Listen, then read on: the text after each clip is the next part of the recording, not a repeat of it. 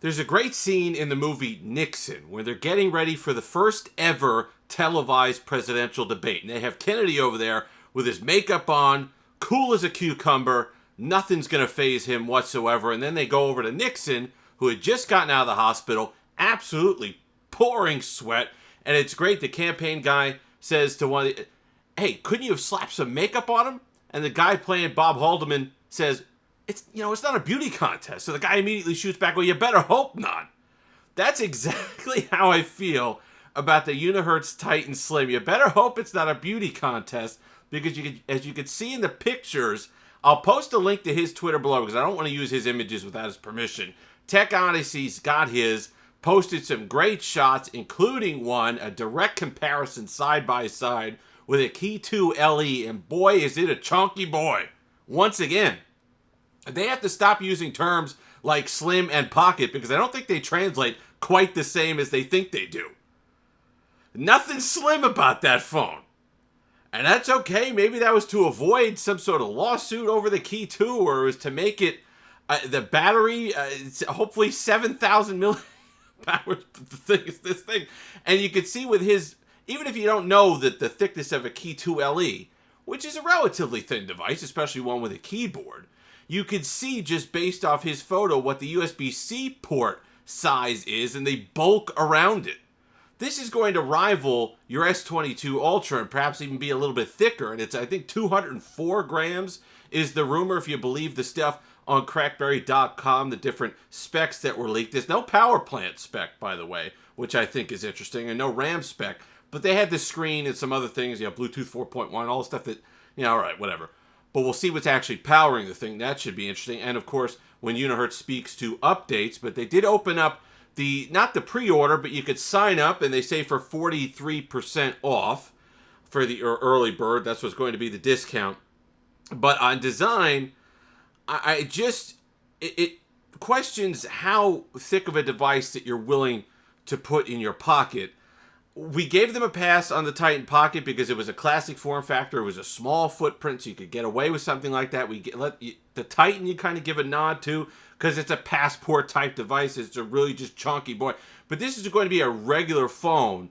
And are you going to want a keyboard phone bad enough that you're willing to overlook what it looks like, perhaps what's powering it, and just say, you know what, I have a keyboard on a phone. The rest of it I could live with. And I don't know if I'm there yet. And a lot of people, it was a few comments at least, saying that people were surprised that the Key 2 was my least favorite BlackBerry device. And it was the one that kind of screamed give up. It was the one that, okay, let's say you excuse it on the Key 1 because there hadn't been a device and that was their first attempt and they're not going to take a huge swing. But then the Key 2, you want to come up with something a little bit different.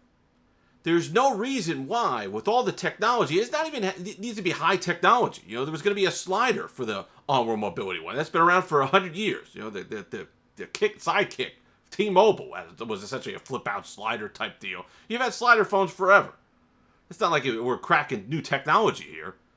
But it's something different enough that it works and it fits the set of problems that a keyboard phone has in 2022, wanting to keep the proper aspect ratio for a lot of the content that you want to view and not having a keyboard when you don't need it, and then of course having it there for messaging and email when you do need it, which is quite nice. But you still get to view your Instagram and your Twitter and all the aspect ratios in their proper format, so there has to be no special programming whatsoever. And even though there wasn't a heck of a lot wrong with the Key 2, there were some formatting things there when you were dealing with 4x3.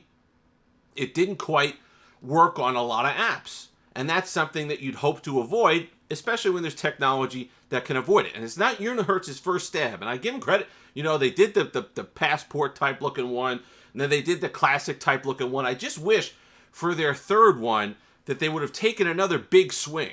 If they're going to copy things anyway, I'm not saying they are, okay? I'm not saying they copied the Key 2. But if they're going to come up with something that's similar to a design we've already had, take a look at the Priv. I think you get a lot more mileage out of that than you would out of a Key 2 type design, which I still hold as the worst of both worlds. It's lazy. It's an inelegant solution to a problem that there's plenty of other technologies and artistic designs and things that they could have come up that would have come to the same solution of having a physical keyboard in 2022. It's not just, well, here's a slab phone. This is what people are working with. Geez, we need a keyboard. That's a 2006 solution. That's something that looks like it would have come in. If Steve Jobs never got on stage with the iPhone in 2007, that just never happened. And cell phone technology from back then just progressed as it was going. That's the type of design that you would get. That's what you'd be looking at. Oh, we still need the physical keyboard, but we want more screens, so let's just glob it on top. That's my problem with it.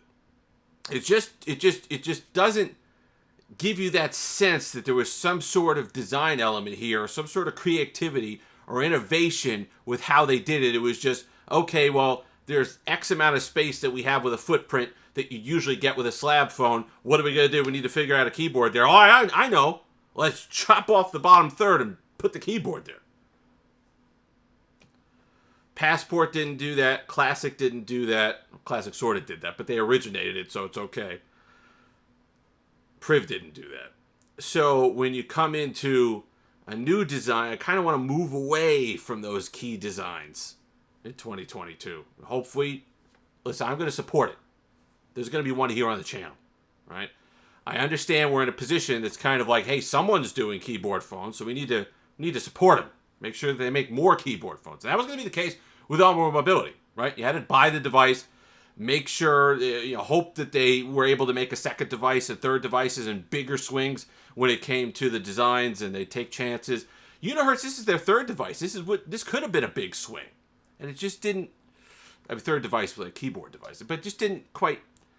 Doesn't quite hit, especially when it's so thick. You see the key too; it's like this and that. So credit to Adam with the great comparison there. Link to his Twitter will be in the description. Link to my Twitter will be in the description. Go ahead and give a follow there. We get some follows on Instagram. But I'm posting stuff, it's just goofy stuff. So there's a lot of other nonsense on there too. Sports stuff and whatever. But if you're interested, go ahead, click the link, and you can follow my Twitter as well. But let me know your thoughts. I know a lot of people like the Key 2. A lot of people like it. There are some benefits there. It's a familiar form factor that you're holding in your hand. And some people I saw on Twitter saying, well, I'm glad that it's a beefy boy, the Unihertz device, the Unihertz Titan Slim, because there's more to hold on to, right? More. It's just more. It's more there to grab, so you can kind of have a nice solid base, I guess, to work with your thumbs and not have to worry about the device being top heavy. And even though the thing looks all heavy to me, but I don't know. I'm curious to see what your reaction is now that you've seen it, and that you not just from the front. It's a thick phone. So it's gonna be another commitment from Unihertz to have in your pocket, which is something that I was when I saw the design, I was hoping that maybe we had at least gone through that portion of it. We got to deal with the Key 2 design again. I was hoping maybe at least be thinner, because there's wider surface areas that could fit more in there and have it be thinner. But no, it's slim, just slimmer than one of their devices. So we're gonna go with that. If you made it this far, like, comment, subscribe, all that fun stuff. LongIslandWatch.com. Mark running that move and sale. Link will be in the description. Until next time, have that Steve-licious day.